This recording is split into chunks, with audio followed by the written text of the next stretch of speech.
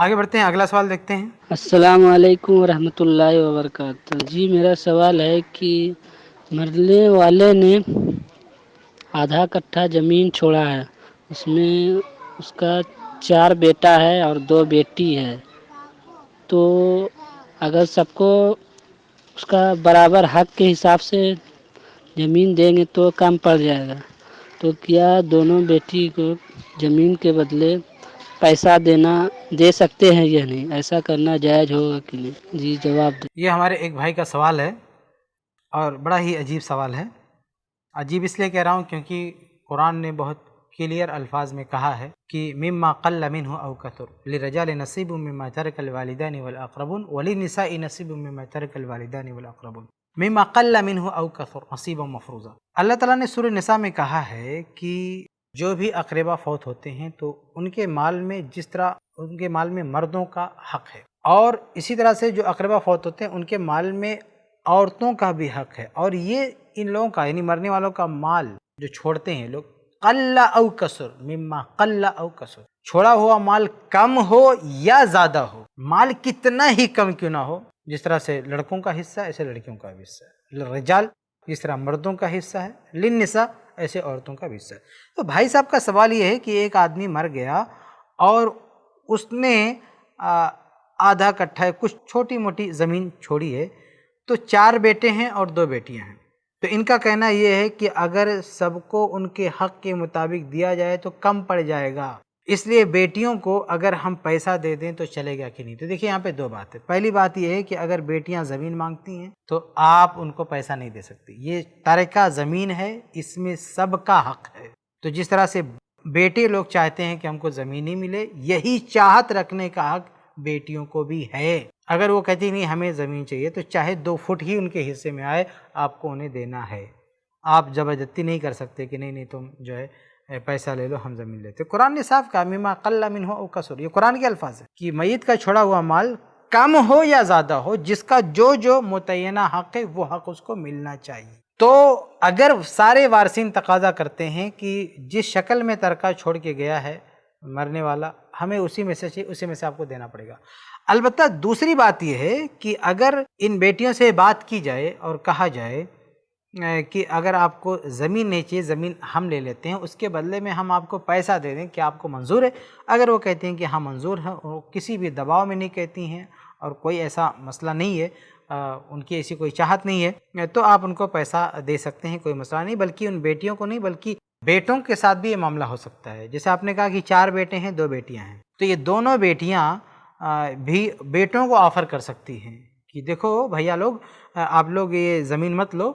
زمین ہم لینا چاہتے ہیں، اور آپ چاروں کا کتنا بنتا پیسہ ہم آپ کو دے دیتے ہیں۔ یہ بیٹیاں بیٹوں کو بھی پیسہ دے کے ان کو فارغ کر سکتی ہیں، ضروری نہیں ہے کہ یہ بیٹے فیصلہ لیں کہ بیٹیوں سے کہیں کہ تم پیسہ لے لو اور زمین ہمیں دے دو۔ تو دونوں میں سے جیسا بھی سمجھوتا ہو جائے، دونوں کو یہ حق ہے، یعنی یہ بات کرنے کا، یعنی لڑکے بھی اپنی بہنوں کے سامنے یہ بات رکھ سکتے ہیں کہ تم پیسہ لے لو، اور بہنیں بھی اپنے بھائیوں کے سامنے یہ بات رکھ سکتی ہیں کہ تم پیسہ لے لو ہم زمین لیتے ہیں۔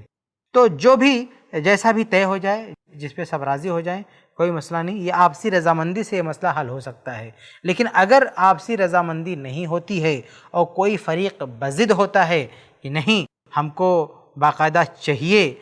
جس شکل میں ابا نے جائیداد چھوڑی ہے اسی شکل میں ہم کو چاہیے، تو آپ ان کو فورس نہیں کر سکتے، آپ انہیں مجبور نہیں کر سکتے۔ جس شکل میں مرنے والا اپنا مال چھوڑ کر گیا ہے اسی مال کو سب میں بانٹنا ضروری ہے۔ اور یہ مسئلہ صرف ان بھائی کا نہیں ہے جنہوں نے سوال کیا ہے، بلکہ بہت ساری جگہوں پر یہی بات دیکھنے میں سننے میں آتی ہے کہ لوگ یہ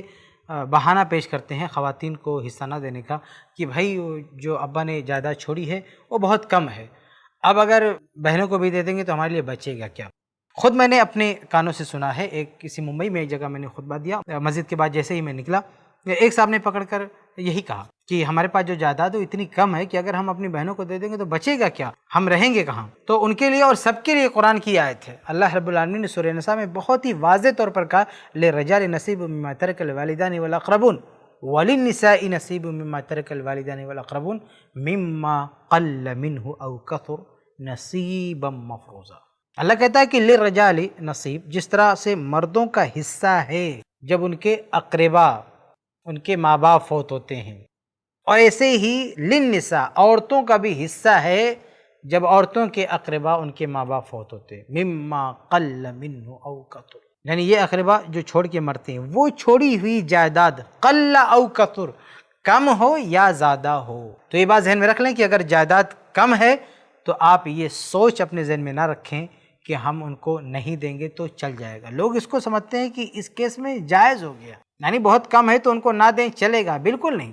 بلکہ یہی بات اگر وہ سوچنے لگیں تو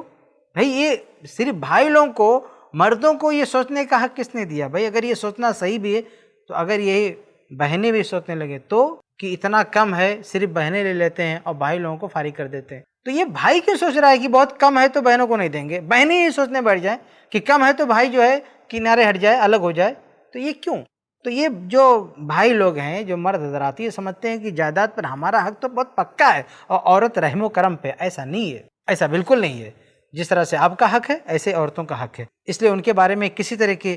بہانے بازی کا مظاہرہ نہ کریں، بلکہ ان کا جو حق ہے وہ دیں۔ تو خلاصہ کلام یہ کہ ایک آدمی کی جائیداد چاہے کم ہو چاہے زیادہ، کتنا ہی کم ہو، اس کے جو بھی وارثین ہیں سب کا اس پہ حق ہے۔ اور اگر یہ اختلاف ہوتا ہے کہ کچھ لوگ چاہتے ہیں کہ جائیداد اگر ہم توڑ کے بانٹیں گے تو بکھر جائے گی، کسی کے کام کی نہیں رہے گی، تو بیٹھ کے مشورہ کر لیں، جو فریق لینا چاہے اسے دے دیں اور دوسرے کو پیسہ دے دیں، تو آپسی رضامندی سے طے ہو جائے تو ٹھیک ہے۔ نہیں طے ہوتا ہے تو پھر وہی مال سب کو دینا پڑے گا یا سب کو بیچ کے سب کو پیسہ دے دیں۔ بہرحال